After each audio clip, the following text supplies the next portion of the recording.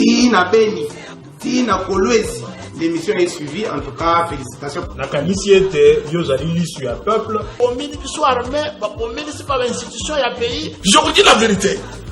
Même les lobes à cause de la fandi, à ce le café, qu'ils sachent bien qu'à le café, on était après demain. Nauti kosambela nzambe nauti église akokosela mutu makambo te. La guerre a valé le sang des innocents dans ce pays. Vous avez dilapidé le compte du trésor pour donner Simbongo à l'État avec autant de légèreté. Mais pas interpeller au pays. Il y a qu'à la preuve. Alors ça ne valait à rien de remplacer Joseph Kabila. Attends, on va comprendre que Kabila a battu c'est Batika Ekinia. Commune à 200 000, après moi j'acclame. Non. Toujours yoka makambo wana yake bango bazosomba kaka mapango ba oya sombi mapango na oya sombi ya minene mikolo nyos bazoboma batu miko donc neti tozana mboka na biso te papa 60 ya pasi ya mawa. Égoïsme. Ils ont travaillé pour eux-mêmes, pour leur famille, mais ils n'ont pas travaillé pour le pays. Na vengi bino na limité comme on ngai Alexis. To vengi bino na commune ya Matete.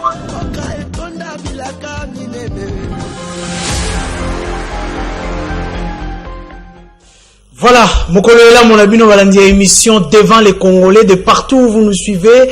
Kakande na ebisa kabino lisolo na kati ya mboka ebeta maana lolenge malamu kaka na bana mboka. Voilà pourquoi la plateau na bana mboka nde bazalaka. Ba problème na biso ya République démocratique du Congo ezali papa yande bakoya ko résoudre yango te soki biso moko toza incapable ya ko résoudre yango. Émission na bino ebandi benga baye bazali banda benga baye bazali ko travailler kata na mosala. Émission ebandi émission ya bana mboka émission du peuple ebandi. Lelo na kobanda na invité moko aza un peu spécial pour na biso lelo avant tout les kana makambo la biso ya politique. Téléphone na ngai ekofongwama, vous connaissez le système. Le téléphone ekofongwama pour na ko réagir na ebisa kabino ete na tikela kabino te ya ko réagir parce que biso ba tutozala ka to le kabino kaka maele te. Voilà pourquoi vous allez ba invité na ngai. Aujourd'hui nous avons un invité spécial que je vais déjà saluer. Bonjour monsieur. Bonjour mon frère. Bonne santé Nayope, santé Nazaré, je vais bien, voilà. Voilà, qu'est-ce qui marque votre présence sur notre plateau? Qu'est-ce qui fait que vous soyez là? Je me présente, je suis Ambroise Kwanza Bitoko, je suis compositeur, chef de chœur, chercheur, mais aussi directeur de l'Académie africaine de musique chorale. Okay. Donc je suis aussi membre de plusieurs organisations internationales comme la Fédération internationale pour la musique chorale. Donc je suis souvent à l'extérieur et je suis dans ce domaine.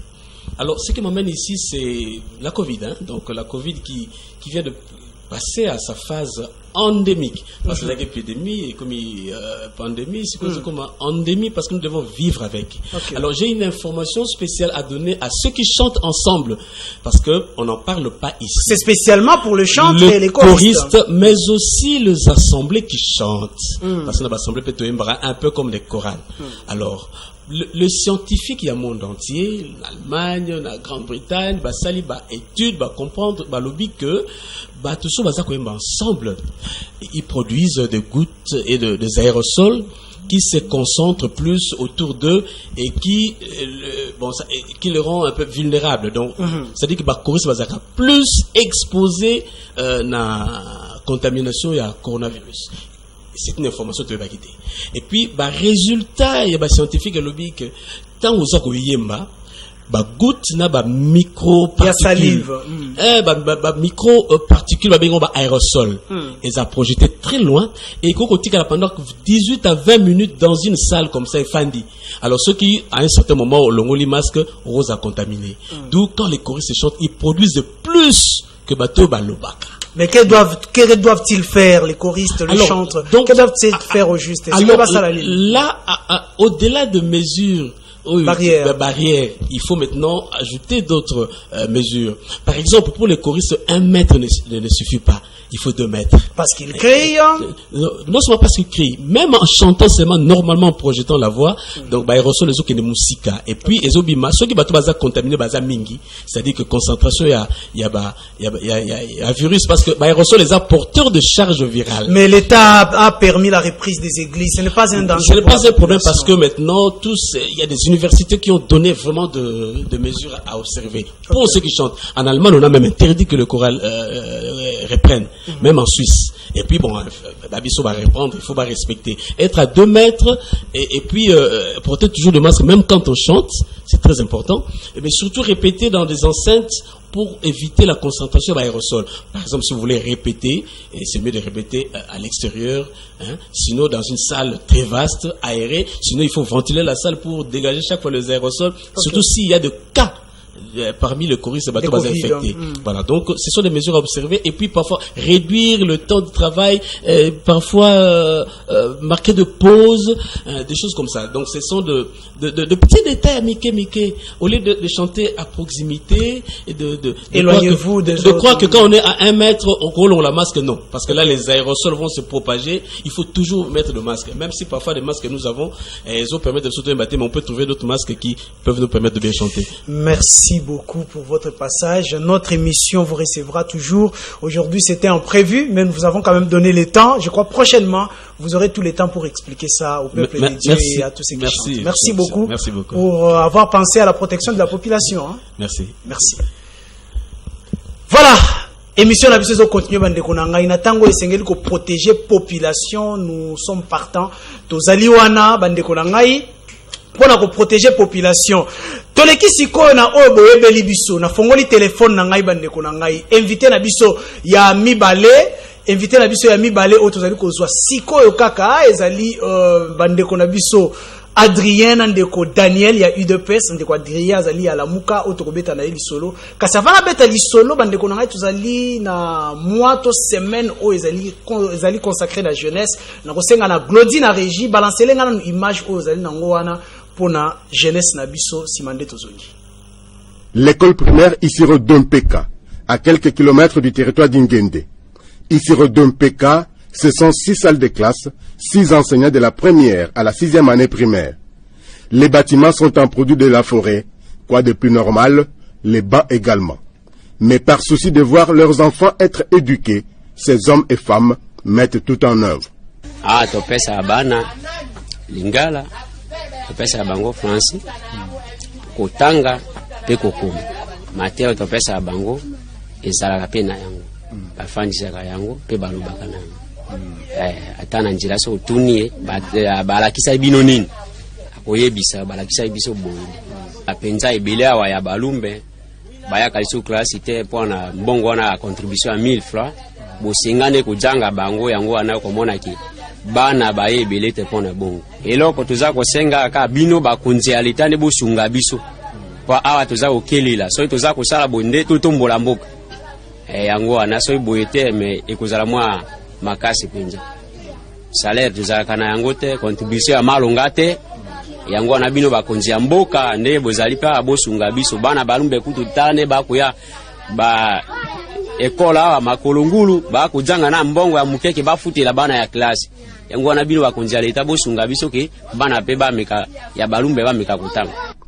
Frais scolaires ou primes d'encouragement ou encore contribution des parents, le montant est presque dérisoire pourvu que les enfants n'étudient pas gratuitement.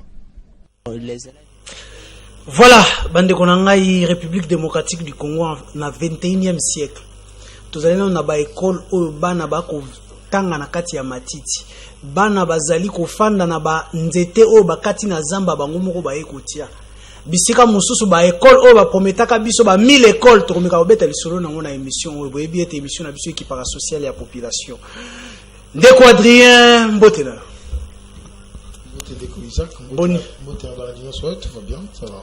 Santé à la Mouka Pezali Malamu. Très bien, la Mouka en forme, il n'y a pas de souci. Et bongo président Martin Fayoulou. Oui, président Martin Fayoulou, Siko à Longo na Mboka États-Unis, na Minuto toujours Bazar en Europe, en France. Donc c'est prévu que le 22 août, donc samedi, à Kokita et Longo, coordonnateur, il y a la Mouka Adolphe Mozitou. Donc samedi 22 août, 12h, avion est atterrir dans l'aéroport Yanjili.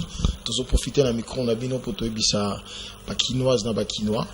Base à la Ebélé l'aéroport, déjà parti à 8h. Oh, les cas qui payent les pour na même rendez-vous à Rokinoko Yambaye, mais apparemment, Binomoro Boye ko changer, vous n'avez pas respecté la population, et ça qui était Martin Fayoulou Akoya. Non, Zaki, en fait, réaménagement et agenda diplomatique, avec le Covid, parce qu'il faut rappeler que suite à Covid, rendez-vous Mingozaki postposé, Moussou Zaki annulé, mais tant que contamination économique au sein intimement Kokita, il y a certains diplomates qui ont voulu remettre sur la table contact. C'est ce qui a fait que les acquis prévus à Zonga le 1er août, mais avec ce réaménagement à calendrier, donc ils ont prévu le 22, c'est confirmé.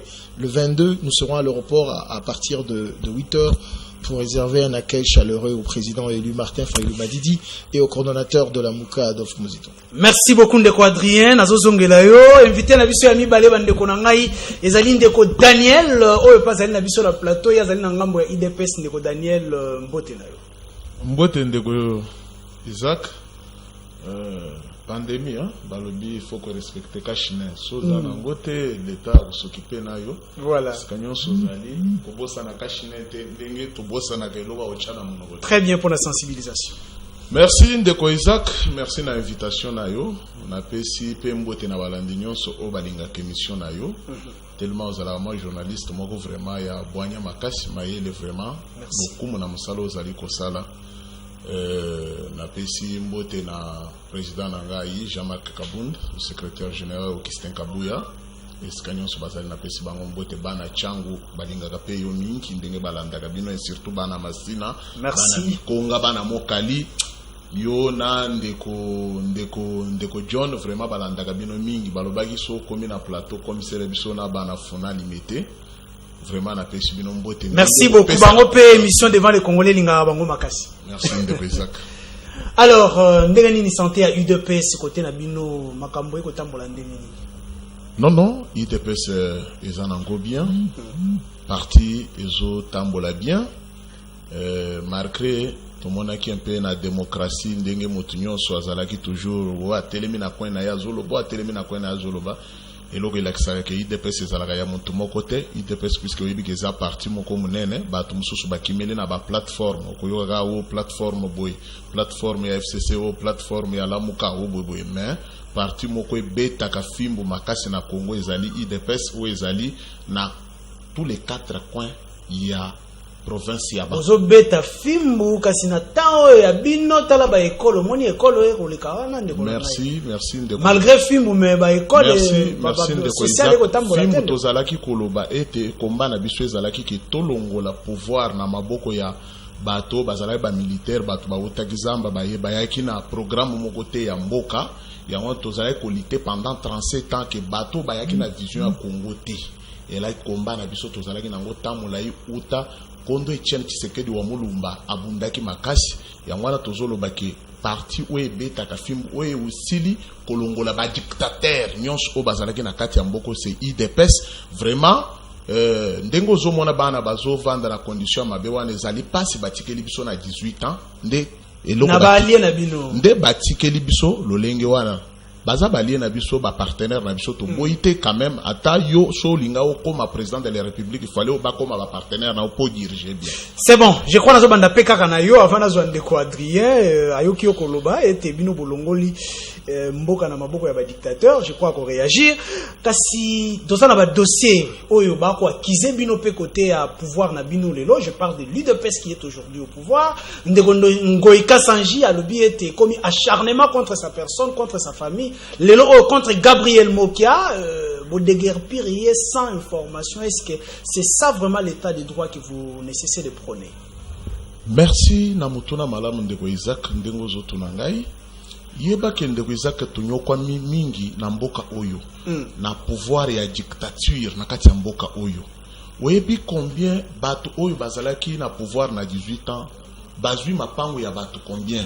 Bakokuta mwasi moko boya komi veuve babotoli. Bakomi na montu moko boye babotoli. Webi na mboko il faut qu'on féliciter quand même Félix Tshisekedi quand même. Lelo to komi kolata quand même na lati polo ya SID na kolata polo ya MLC na zotambola l'aise. Mais série à 18 ans so lati polo moko boye ya parti politique moko boye faut tala bato ba Olando na sima oyebaki wazana za bureau de ou to azana ni quand même.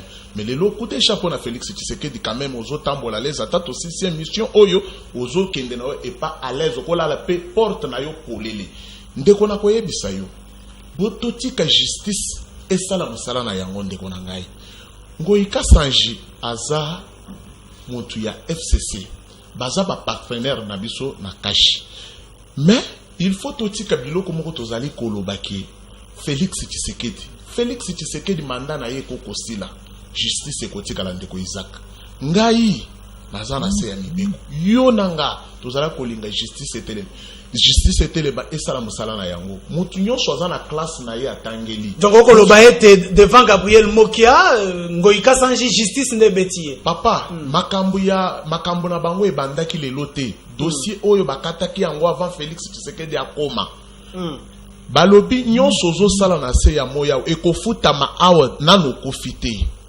webi ke bato oyo bazwaki bakombo bato mosusu bazwaka bakombo ke ba Jacques Boer balobeli na bato ke bazobenga bana moto ke baza bapano babenga pe bato mosusu balobi ke bota matoi ozomona siko lelo soki justice azosala mosala na pourquoi totelemele justice papa justice na biso etelema po ete ke tomimona pe tozala bato na Congo.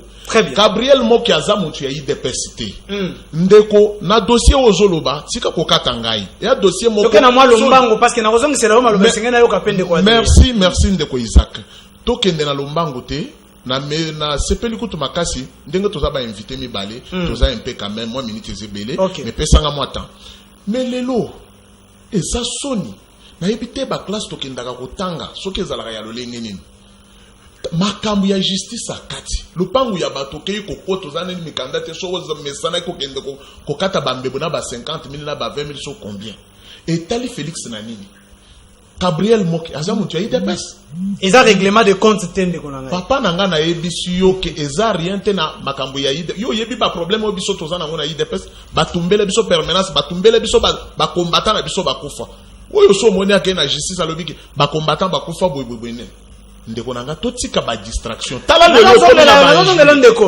ndeko Daniel ndeko Adrien omoni oyoki makambo oyo esalamina ndeko Kassanji, vous ne trouvez pas que lelo état de droit eko sala mosala na yango et zubiloko ya Gabriel Mokia oyo lobby a souffrir na yango bazongisi ce n'est pas l'état de droit oyo Félix Tshisekedi a kotombola na mboka. Merci ndeko Isaac. On va revenir sur ba image na moni ya bana Otanga, c'est quand même grave. Omoni esika tolobaki na monsieur Chilombo que tanga lobaki kamba gratuité enseignement c'était précipité.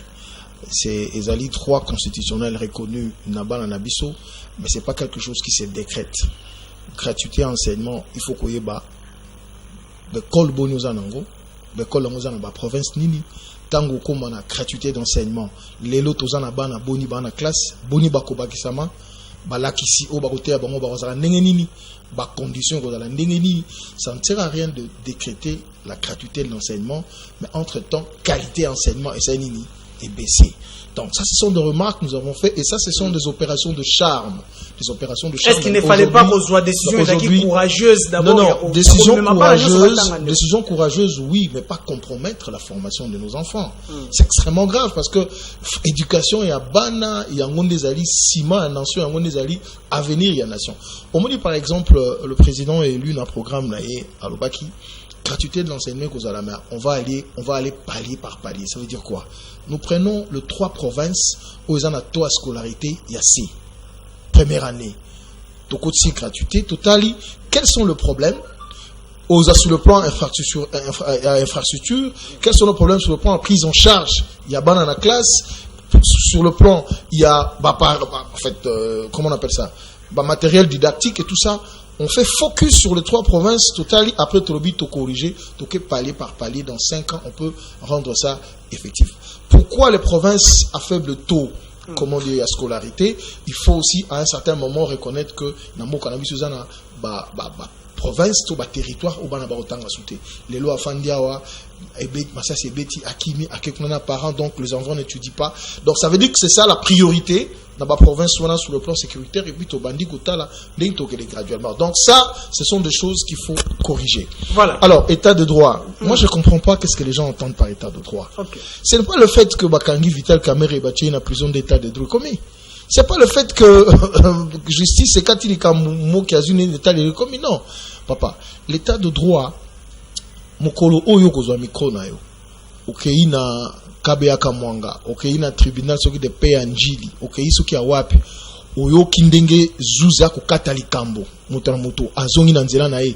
Okoloba état de droit ezongi. Mokolo oyo koyoka na mboka na biso. Avec tozali awa parce que il faut le dire. likambo corruption kanyaka. Parce que on a la lobango la lobby, monsieur Chilombo a de responsabilité personnelle par rapport à la situation à Ozoli Kalamboka. Si nous prenons,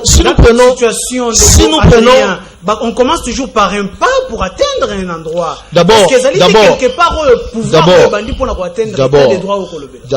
état de droit, il faut de réforme et un système judiciaire.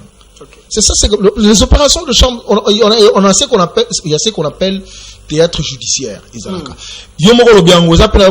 règlement de compte. Tout le monde qui a 18 ans avec M. Kabila ici, c'était que ça, un règlement de compte. Donc, beaucoup qui colla la tebola mouki bobi to comme un état de droit parce que moutoua kangi non. Il faut pas réforme. Ndeko, dans le système judiciaire, M. Tozanango, parce que les Congolais aiment la superficialité. Hein, pour ça, là-bas, regarde dans quelles conditions le juge travaille. Regarde dans quelles conditions les magistrats travaillent. Est-ce que les conditions où travailler vous êtes vraiment sûr que les gens ont facilité? Mais en quoi Félix Tshisekedi est responsable dans tout ça? Parce que nous avons hérité ça du pouvoir passé, 18 ans. Nalobi boy. Nalobi te que yemutu. À Sali Bongo. Dans le but qu'il fallait réformer solo et salima parce que le lot scandale les ali, scandale les amingi.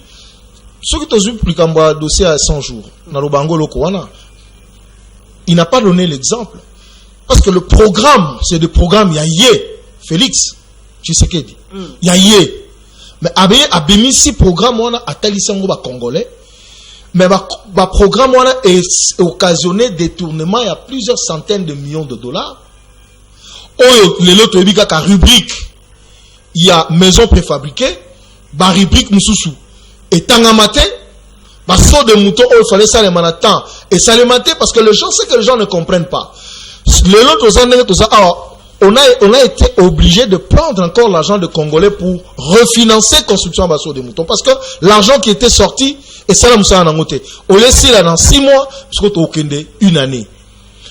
Il fallait si nous étions respectueux à peuple, ne fût-ce que demander pardon. Parce que c'est un scandale. Une question directe. Vrai ou faux, c'est un début, il y a état de droit et c'est quoi appuyer. L'état de droit, c'est le réforme du système judiciaire et bandit dans l'outil. Okay. Ça, ce sont des règlements de compte, il y a certainement certaines opérations qui se font avec des juges qui commencent à prendre conscience, mais l'état de droit, c'est beaucoup plus que ça. C'est beaucoup plus profond que ça. Il faut réformer le système judiciaire, mettre le magistrat, le juge dans les conditions qui vont leur permettre de dire le droit. Parce que au Gozonga, il y a Olobaki Yango, Olobango, il y a Voice, il y a Mende. Voilà, ils ont démontré que nous sommes très loin d'un état de droit. Juste après, Daniel, ce sont des règlements de compte. L'état de droit devait commencer par réforme et un système judiciaire. Qui était beaucoup bêta à côté de la plaque. Merci Ndeko Isaac. Mais Ndeko Nangai nazo kama mingi pe mai na misu. Na batu ya boye tokotonga na bango Congo mukoloni. Na batu ya boye soki bakomi na pouvoir bakwara menene. Tala Ndeko théâtre ye nango likolo ya plateau. Famille ya Gabriel Mokia banoko na ye bana nkasi na ye, famille na ye mwasi na ye na bana. Lelo bazo sepelate. Na eloko no bazwaki. Ndeko ayebisa yoki état de droit ezate. Mais Zalika Kamoko parmi baka ebele asiki ya makambo ya corruption de sala na maîtrise ndeko na ngai. Tomoni tango tozoya na chaîne totika motema mabe na haine. Soko zomona ndeko na ngai zoloba okomona ki azana haine, c'est qu'azana besoin que Congo ya avancer ti. Mon émission, eza émission bana nzambe. Totika ka ba théâtre net bato moko boy toyaka na lukunya na kimotema mabe na ba plateau. Non. Ande konanga lelo na kokende ko bale pa na ye to ba congolais mais eloko to ye ko vandela ya makambo politique mais to longola haine. Ye akoyebisa yo ndeko na ngai démontrer yo ayebisio kamere. Pona nini batanga kaka kamere. Avant kamera kota boloko. Yo yebi ezana bandeko ba koti présenter. Na sima ya kamere yana bato ba koti présenter. Bato yo bakanga ki ya balobaki kaka bandeko zomona lelo na plateau oyo. Bazalaki koya balobike bameka kosimba asimba partenaire na yendo komona kokuchilo mboko kwe bande ko zomona oyo bayaka na théâtre na plateau bande ko Adrien oyo lelo azoya lisusu na ba théâtre ya koyebisa o état de droit ezate basala boyi batala makambo ba magistrat balobaki ke Félix Soaza makasi Soaza na pouvoir asimba armée Soaza na pouvoir asimba na ba magistrat total mais lelo ba komi o changer maloba batala situation ba magistrat ndeko oyebi sika lelo magistrat vandi avocat vandi nasunga yo ndeko Daniel ndeko Isaac opposé nga moto na pesa kasi nasunga yo kako continuer merci na lobi boy Lambert Mende na audio na ye azo cité a lobi était 5 ya ba juge ya cour constitutionnelle to koti mamol kama Lambert Mende 5 ya ba juge ya cour constitutionnelle bazalaki aki na FCC. Est-ce que l'état de droit yango wana penza? Apparemment FCC cache beaucoup mino koelela na ba cour constitutionnelle na justice. O mona te makambo ko tambola malamu te. Merci ndeko Isaac. O distraire ngai oyibinga maloba. Okotisa nga na dossier mosusu. Okay, rapidement. Wepi nazalaka muntu moko na lobaka mingi mais ba imboka ba bisinga mikolo yo président Daniel sozo mata na plateau lobaka kaka mwa malembe maloba na yo ya komata wana ezokimisa bato likolo plateau yango no moni lelo naza lokola sango na chemise na lati nazwi na nga ta ya koloba malembe to solo la okay expliquer siko état de droit problème na ngai ndeko Isaac to beta maboko justice na biso etelemi to respecter pe ba magistrat bazalaki lisusu na pouvoir na mboko oyo te ekomaki soki likambo eza na parke bazwi telefone babengi balobi miri kwambia umwachi kama abina bia kesho utaona mambo ale akangi ba dossier yake papa magistrat lobi merci excellence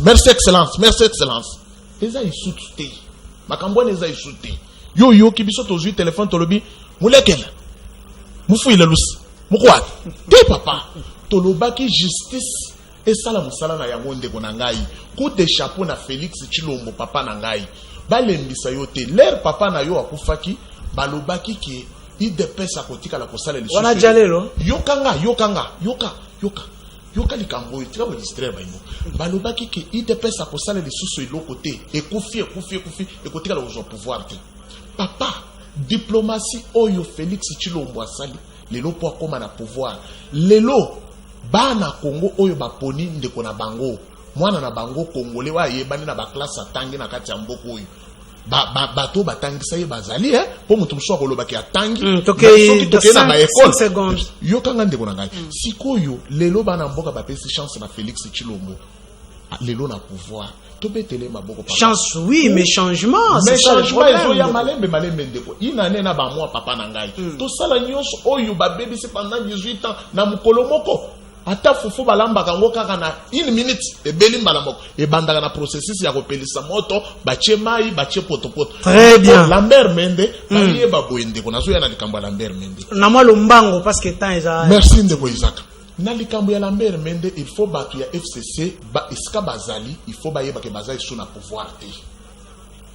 et ya ba biloko o ezana na bango te yo kana yebisa baza ba partenaire na biso to boite na ignorer yango te mais baye bake ba na pouvoir te et ya ba biloko mususu ya na poche ya président de la république ye moko so alali a loti a changer asali yango les problèmes to koyebisa bango batika boro seki etambole seki eloko batikali na ba théâtre neto mutozo bunda na kokufu nazozongela yo continuer ndeko Lambert Mende fois yeba ki très bien soki lelo avandi na kimia ta mususu po aza partenaire ya cash très bien bokomi ko gérer bango parce que baza ba partenaire merci nazozongela yo ndeko Daniel nazozongela yo ndeko Adrien yoki ndeko alobi ete bo pesa tango lorsque vous parlez des réformes pesa moi tango ndeko Félix Tshisekedi azali kaka na 1 année et quelques mois. D'abord, les téléspectateurs va retenir que Ndeko Daniel a lobby, Félix a sa la diplomatie, a sa la pas comment on a pouvoir. Il va retenir le Coran. Donc, il avoue déjà que Zala posé, Zala posé, papa Daniel. Oui. Ok, vous avez sécurisé un de côté. Et à il faut retenir sa diplomatie. Donc, quand nous parlons d'un deal avec M. Kabila, donc il vient de confirmer ça. Ça, c'est très bien. Donc, il a déjà aveu pour Bazo qu'on reconnaître que ça la diplomatie, pas comme ici Kazana. D'accord. On dit gestion en Mboka. la gestion en boutique. Vous parlez d'une année. Est-ce que vous savez, en une année, ce que vous gérez Mbokamabé, combien de gens peuvent mourir? Mais vous ne voulez pas qu'on parle d'une année. Parlons de 100 jours. Parce qu'une année est une année. Parlons de 100 jours. Vous avez vu les moutons et Mathilde, Papa, Boutika, Kosakana ba Congolais. Boutika, Kosakana Mboka Oyo. Est-ce que vous pensez vraiment que dans cette victoire, le problème de Kinshasa, les circulations à Kinshasa, est-ce sur le mouton? Non, il faut faire quelque chose. Mais il y a occasion pour pas détourner Mbongo. Mais programme en 100 jours, conséquences dans nos années. Bon, Congolais, il y a moi. Est-ce que le problème, pas tous. Pas tous, parce qu'il y a que nous sommes toujours dans le intouchable. Il y a des gens qui ont des carrés miniers dans ce pays, qui se font de millions chaque mois. On ne peut pas les toucher. Félix, la justice ici ne peut pas les toucher parce que ça va créer des problèmes. Parce qu'il ne faut pas parler de Félix, il faut parler de la justice. Parce que les gens font la confusion entre la justice et Félix. Tu crois? Et aussi, parce que ce sont des intouchables. Une entreprise d'un individu qui a des ramifications avec Madame Jeannette Kabila, qui a des millions chaque mois de Sekouto Ebani et Bimika Ranengo, personne n'en parle. FPI. Mais ils sont là dans le conseil de ministres avec Félix. Mais jusque-là, vous voyez aussi la justice a appelé certains parmi pour les écouter. Non, mais attendez. Nalobi Boye. S'il y a des avancées, on ne peut pas dire que nous sommes dans un état de droit. Non. Nous ne sommes pas encore dans un état de droit. Je ne sais même pas si nous sommes en voie, parce que moi je te dis qu'il faut réformer le système judiciaire. Papa, réforme, on a un état de comprendre réforme le système judiciaire, c'est-à-dire que faire en sorte que justice a dans un pouvoir réellement indépendant. Voilà. Et puis que Bazouze, Daniel Azolo Banao, qui est magistrat, justement, nous avons plaidé pour Nabango, que Tchabango a des conditions pour permettre Bango que dire le droit. Et dire le droit pour l'avancement. Pour Ndeko Lambert Mende, on réagir d'abord pour Ndeko Lambert Mende, la moi lombango poto ya Mbappé baninga ba ko benga, simande to zongeli social ba côté au Kendewana. Non, le calcul c'est celui-là. Le calcul, il y a deux magistrats aujourd'hui qui te disent que moi je suis magistrat du FCC. Moi je suis magistrat du cash. C'est ça qu'il faut combattre. Donc, il faut. Il y a un avis que ça pour le état de droit, c'est que vous comprenez ma camouflage. Les calculs, c'est celui-là. Même les députés qui sont là-bas.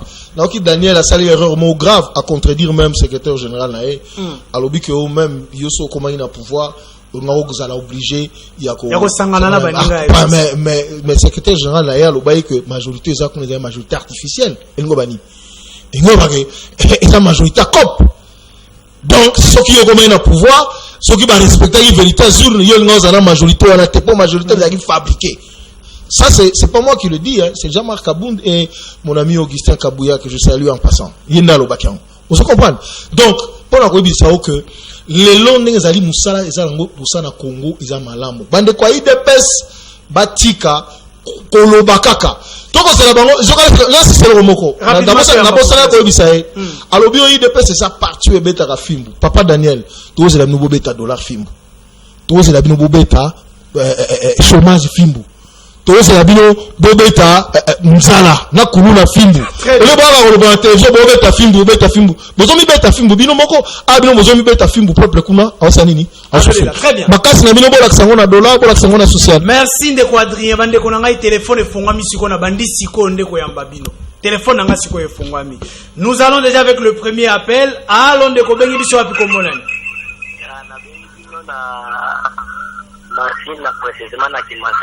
Oui, Ndeko ngai, votre réaction à l'émission de qui m'a annoncé à la télévision.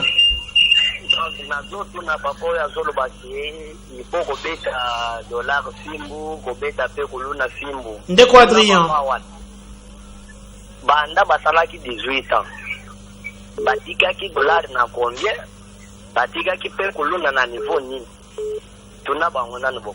Merci Ndeko Nangai, merci. Ndeko Azako soutenir Ndeko Daniel pour la été. Allons ndeko bengi biso atukombola.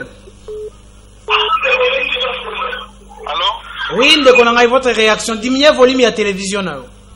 Ok, merci, bonjour. Bonjour ndeko. Tumelanga ndeko ala muka naza posana yeba. Ekoma kaka soki Martin Fayulu akimbana ya mboka kozonga na kuba yamba ye. Aki akima makambo na kozonga na kuba yamba ye. Bengo basa sali déplacement moko kozonga na kuba yamba ye. Ekoma ni. Toza posa to yeba ekoma ni. Do ata déplacer ye ba yamba ye. Merci. Merci ndeko ayokio. Allô ndeko bengi biso atukombola. Johnny na bengi na monga fula. Oui, rapidement votre réaction de Johnny.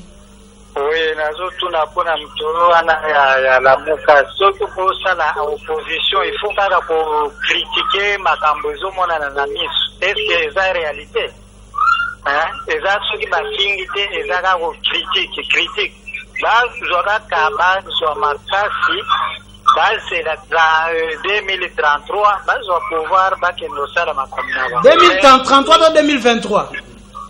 Oui, na 2033. 2023, on était année blanche. Merci ndeko langai. Wana avina eza population ndada koloba. Allons ndeko bengi biso komolé. Nazana mokalia. Oui ndeko langai, votre réaction. Moni biso déjà batanta politique ya. Oui. On a pour l'accent les sauts, l'accent bouchon, vraiment, tu sabino, le cola, alors, ma réaction, la présidente de voir le point musulman. Alors, tu dis que mon et du pour la façon de mon et là, tu comptes ça, mon balia. C'est ça. Donc, dans mon net, biso, tu constats même les chrétiens, là, n'ont pas pas la politique. Donc, ma confiance au coup, fois, de couper partout,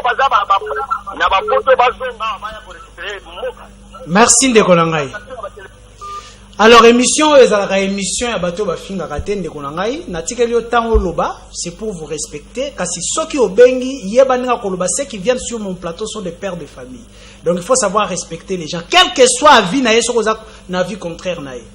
Voilà, ndeko lobi était azo soutenir yo pona makambo lobi sur les sauts des moutons. Allons ndeko bengi biso kombola. Na bengi bino na limete. Oui ndeko nangai. Na kwa koloba boy. Bande kwa IDC.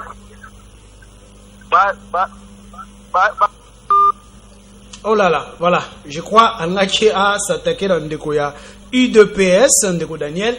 Kasi nazo songela bino bandeko nangai. Apana songela bino Glody. Proposez ngana nu image wana na mona bandeko bazo benga wana Brazzaville peso kotaka déjà. Proposez ngana nu image ya bandeko na biso oyo bazali na Kasai. Glody tokena na image.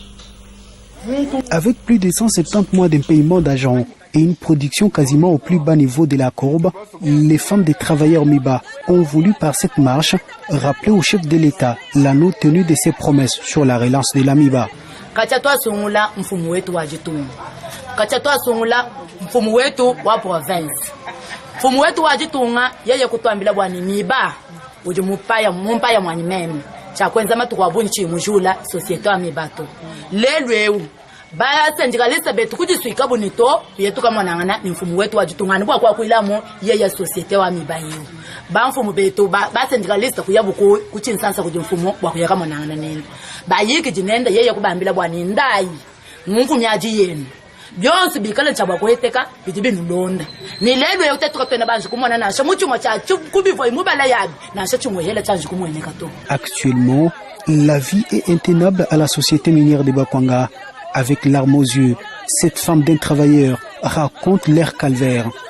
Hatu di basomba ni bana tuji na di bana binson bana lelo badi mukhalasi muchiji muchisafo bala betobe bala lizala lelo utini corona virus tutuna maya kash tutuna maya kash banga ni sabangwa fonenda bana lelo badi bamba bwani tetu bala badonkalasi muleji sababa bwene bushindu tayi baba yetu bahanga toni muhanu wa kwanga bitu byonse musu kubihana kati nani kwa kuya to famille kami tubene tuji tulomba mfumo wetu wajitunga ni jama weje muteba Jana mumanya bwane bukadanga budi bushankwa semu bumwambi na bwane bwali bwa kambanye tufuba mwasa jibu. Baba yetu amba basa kabiji mwaji kuwa jibu. Ces indignations sont reprises dans les cahiers des charges de la délégation syndicale de l'AMIBA déposée à la présidence de la République en début de l'an 2020. Le président Mohamed Febatar Toumba a confirmé aux manifestantes qu'il en assure bien le suivi. C'est depuis le mois de janvier que leurs maris ont touché $100 après multiples manifestations effectuées. Jusqu'à aujourd'hui, rien du tout ne leur est parvenu. C'est ainsi que nous lançons et nous rallions leurs pleurs pour que tout le monde qui nous entend, le président... bandeko na ngai bino mo bozoyoka ba image wana bayoki te to interpréter ata pona bino beza bandeko na biso ya miba oyo bakolela na yoki mama moko azolela na lobi ke nous avons tout vendu toteki nyonso na bapantalon ya mibali na biso toteki tozali susu na eloko mosusu ya koteka te bana baoki esala examen d'état bakosala yango ndenge nini bamois ya arriéré bayaki korégler problème na bango na mois de janvier bapesa à chaque agent $100. Kasi tilelo depuis mois de janvier tilelo mbongo mususu yite bandeko na ngai wana na pesi maloba mbala moko nazo yamba bino sikoyo nazo mande bozo kote bele bandeko na ngai nazo yamba bino sikoyo kasi to pesa nanu ba politique maloba si malazongeli bino population to solanga na bino je crois natika ki nasuka ki na ndeko Adrien ndeko Daniel sous votre pouvoir miba izo souffrir na tango na yoka ki ba promesse belé la taille campagne électorale sur bandeko ya miba. Merci ndeko Isaac. Mais les problèmes ya koye baki bato bazole la mai na misu ezotanga bazata na mai ya komelete bato wana bazole. Ouais. Faut boyo zo image wana ochela ndeko ngoi ka sanje misala na bango basala ki depuis 18 ans. Faut bochela ye ba image wana ba mona misala basala ndenge batika kimboka ndeko na ngai eza pasi boyebi esika mboko ndenge Félix Tshisekedi akoteli yango wana eza ko kima responsabilité boko mo bokela bandeko basala ki mabinde ndeko na ngai yo kana na yebisa yo ndeko Isaac mutu kata batekela ki yo ezalaki na pane ya ko reviser yango moteur okotika loko wanga na te mutu akoko kima mutu ka dépense akimi alobiki na tekele o moto ko na $1,500 mais ezalaki na valeur ya $8,000 tam susu aboyi ko sala dépense ya $300 ou $400 pour azongisa yango ozo yo ka lisese wana ndeko na ngai mais lelo soki oyo sombi moto ko wana ozui moteur ya sika oche na kati otie mwa couleur ebongi akomoloba moto ko wana ya ngai na tekele na faux prix ozo comprendre lelo oyo tokobosa na te esika batikeli mboka ndeko na ngai ndenge tozui pouvoir biso yi depes tozui pouvoir toye na bonne foi bonne volonté bonne volonté sans action na lobby volonté ezali na ba action ezali ndeko tozana problème ya bapesa biso temps makambo ebele bazolelela awa il faut tala ke pandémie ebebisi makambo ebele baprometaki bato oyo bazela babongisa pandémie oyo ebeti monde mobimba ebebisi ba programme mwa ebele mais lingi ko l'accepter lokola pandémie eye allez ebebisi programme ya mokonzi ya mboka non mokonzi ya mboka azolala te azali na kati ya ko travailler ba frontière pe ezalaki ya kokanga mandeko na ngai. Merci nazozongela yo merci liboso ete nazongela yo naza ko rappeler bandeko ya régie des eaux bazolela 6 mois ya non paiement ya mbongo na bango 6 mois à la régie des eaux na tango ba ko traquer bato na ba cité pona ko futa mbongo ya mai ngambo na assister lelo na ndenge ba ko ya na ba facture mais bandeko na ba futa mate pona nini et vous avez tout un sujet parce que c'est un truc qui te l'a fait ndeko ya régie des eaux ba ko milobela bango moko ndeko Adrien nanga mona yo landi image que devons-nous faire na ngi penza yo tambola na ba proposition que devons-nous faire pour changer la vie sociale de la population peut-être mana système oya ba paiement oyo belé. Non, moi je crois que il faut tout le bas quand même makamundenge zali. Donc nalingi ndeko Daniel a se souvenir que avant pandémie il y avait un plan de trésorerie aux acquis publié par le ministère des Finances sérieux, parce que quand on prétend avoir le pouvoir sur base d'un programme, on a le pouvoir. Quand on prétend avoir le pouvoir sur base d'un programme politique, il faut défendre son programme. Daniel, parce que Ndeko Isaac, parce que le plan de trésorerie, déjà à l'époque, on avait démontré qu'il y avait pas suffisamment de mobilisation de recettes. Donc jusque-là, depuis que M. Félix est là, M. Chilombo est là, aucune réforme engagée pour booster les recettes de l'État. Aucune. Oui, mais il y a un budget à 11 milliards. Tout qui est à 5 milliards. Mais quand on regarde certaines réalités qu'il faut chercher à comprendre. Mais quelles sont ces réalités-là? On dit ceci, gérer, c'est prévoir. Mais par rapport à certaines réalités, est-ce que vous pensez vraiment que Bandeko Baza n'a pouvoir l'élo, Baza vraiment soucieux d'un avenir à peuple congolais, lorsqu'ils arrivent à prendre, à toucher le réserve de change pour financer le programme ils ont détourné, conséquence nango yango tout le monde a dollar ils ont quitté. Réserve d'échange 800 millions de dollars qui représente à peu près 3 semaines d'importation. Baké bazwimo ngokuna na kati babwaki na programme 100 jours emela miekei. Alors qu'on dit que ce qu'on simbi réserve d'échange ils appellent mingité et que ça a des conséquences sur inflation, érosion en franc congolais. Deuxième chose, mais ils ont reconnu que Basaki recourt à financement monétaire. Financement monétaire, pourquoi? Parce qu'il faut peine de Daniel Sabino que l'institution présidence de la République basa toujours na dépassement budgétaire. Mois de juillet, 17 millions, le rapport au CBMI. 17 millions de dollars utilisés déjà dans la présidence. Il faut aussi voir ça. La jouissance. Vous êtes au pouvoir, vous faites que jouir, ça s'arrête là. Les Congolais souffrance de mango zate. Faut trouver est-ce que Bango a IDPS, Félix Makambouana, il y a financement monétaire. Rapidement parce que mais c'est important parce que le débat faut tout ça l'année en goyo. Parce que tu comme ça blablabla on peut mettre à film bouté. Vous programme n'amener au tien qu'on a mis ça financement monétaire. Pourquoi on a financé on a recouru au financement monétaire pour soutenir le train de vie des institutions. Ça s'arrête là. Alors que les économistes ne sont pas sérieux, que ceux qui ont recouru au financement monétaire, il faut investir dans le secteur porteur qui peut faire en sorte que l'économie s'anime et ça l'a boosté. Mais on a fait la planche à billets pour répondre aux dépenses d'un train de vie à l'institution. C'est irresponsable. C'est irresponsable. Donc, pour te démontrer que Bandeko IDPS basa limité, ils n'ont pas suffisamment. Vous demandez qu'ils puissent défendre leur bilan. Et qu'est-ce qu'ils ont fait pendant une année oui, mais parce qu'on a eu ce temps, il y a un peu 2023. Mais le législateur n'est pas bête.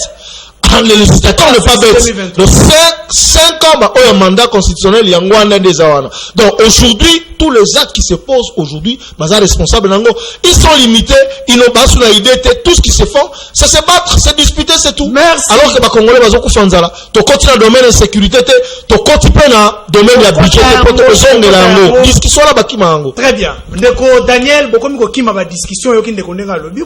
discussion, vous n'avez pas de bilan à défendre, les lots oyo.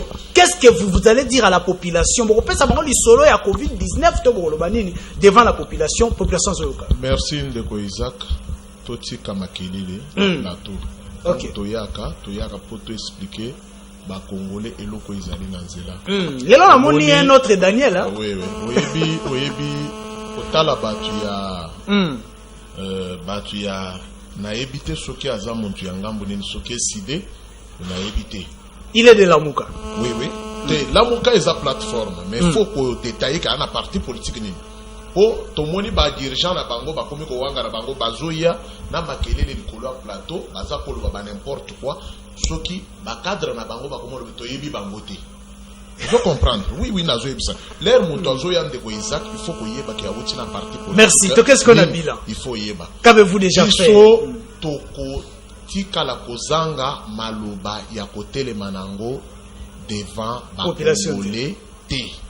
Tokozala na mort à dur devant ba Congolais. Oui, ça va que bosali ni na plateau oyo naya kosala théâtre te. Ok. Uto naya lokola animateur moko te uto naye na NT. Soki boyoki ndeko Adrien azali na N naye ezoyokana na kati ya. On nous a manqué argument ndeko Daniel. Tokei na pose problème en réalité. Un chiffre à l'appui. Protéger ngai. Je vous protège, vous êtes sécurisé. Protéger. Qu'est-ce que vous avez déjà fait pendant au commission? Protéger ngai ndeko Isaac. Ok. Omoni bandeko oyo so bazo continuer na lire oyo. Mukolo moko te bakotika la voter bango na kati ya mboko oyo. Lero zo poser mutuna. Otuni ozo lobake proposer. Eloko moko aza ko proposer ezate. Bandeko oyo lelo azoloba makambo ya 17 millions. Botika koyaka na ba chiffre moko likolo ya plateau oyo oza na ba preuve te. Po soki batuni o balobi lakisa biso preuve okokoka ko lakisa te. Okoyoka na yokaki. Botika makambo ya réseaux sociaux ovandi boye po politique mikolo boko motangela ngo kaka na réseaux sociaux. Ovandi pa na yo osala musala osala te ovandi te utam sus courant eke obandi na Facebook obandi olanda makambo. O ebimaki boye, o esala ki boye. Voilà. Ndeko Isaac tina na relancer yo kaka na zongi selo maloba ndeko Daniel. Nga soki na bandi na zuika maloba. Kasi na zongi selo kaka maloba. Papa Isaac ona ni soki na zuika kaka malobi fo katanga. Okay. Nandimi na pession zela zo maloba na lobi boy. Mais ba imboka ba yoki kaka okati mutu aide. Te ba imboka ba comprendre que nazo relancer yo. Na lingi autre sele ngai na tamuke. Opesa ngai différence. Il y a vie sociale avec Kabila, na vie sociale avec Félix Tshisekedi. Merci ndeko Isaac. Na banzi ke soki olingi débat wana to pesa yo plan wana bongisa mokolo mususu bengisa ndeko Adrien to vanda. Autant na yo ezamuke. Tangu to kolinga to kende na analyse awa. Minute na yo ekosila. Wana eloko okotokoloba te. Po so na bandi ke depuis Félix akoti na pouvoir tale eloko asali, tale sika to sukeli tozo continuer ko sala boy. Tana yo ekosila yo. Voilà. Merci. Débat mususu lokola ndeko Adrien ba mesana koyana ba débat na bango ba makelo kola ba pasteur ba teka na kati avec ba bis mais biso toza déjà wana te luka débat mukolo mususu to bandi na sujet voilà siko na lingi siko au chlore na ba landi na yo nyoso balandaka yo au chlore na émission toke na monsieur Adrien to chlore na émission pour na mukola lelo na yambi ata appel moko to mibale to chlore na émission. Merci ndeko Isaac na koyebisa ba congolais esika nyonso bozali.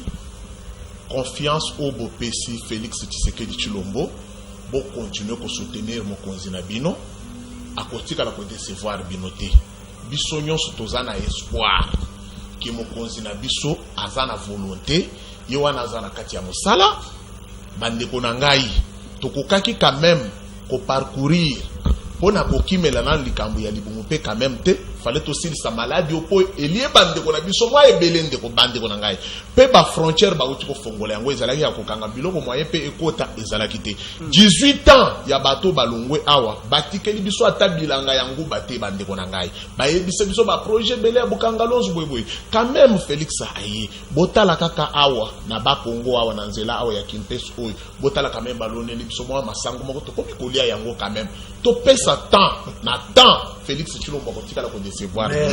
Totika kolanda bato bazoya na ba politique ya haine likolo ya plateau ya kokabola ka batu. Po bazali batu ya kunubo totika biloko wana tozaba na nzambe Congo na biso eko avancer ezokende pe liboso na mabondeli na amour.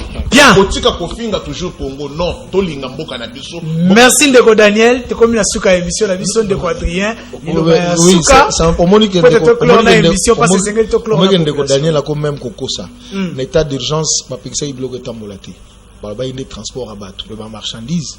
Et les gars, donc à cause de tes cobilogo za kota te. Voilà, non zoka zela la sisa zela ndeko Daniel. Yami balé wamburiete Daniel. On ça je peux pourquoi mais yo le but. Daniel, merci. Non, zela ça déjà bien.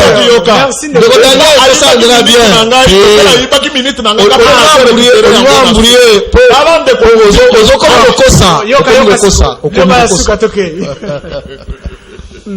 Je n'ai même pas parlé. Allons-y, dernier mot. En fait, je croyais que au niveau téléspectateurs, donc on a dit là que bande quoi IDPS bazo kokelo koti. Obi tokozonga nga lingi tozonga na ndeko Daniel ndeko na débat awa parce que Félix nous a dit qu'il était capable, première année, d'exercer une pression fiscale de 25% sur le PIB de 50 milliards. Avec un budget. Non, j'ai posé la population que tous les débat na bande konanga tokozo kasi appel ya suka Glody 1 minute seulement. Allô depuis Brazzaville. Oh là là. Voilà. Ndeko akoti kasi azu chance ya koyamba matin, je voulais recevoir un appel de Brazzaville. Bande konangai, merci beaucoup pour l'émission na biso ya lelo, bolandi biso avec attention. Na moni ba message na bino, na moni ba appel na bino, nous prenons rendez-vous déjà, c'est pour ce dimanche à 18h30 et les mardis prochains toujours à 13h. Restez branchés, votre émission du peuple qui parle l'idée, pas les noms de personnes. Merci et bye.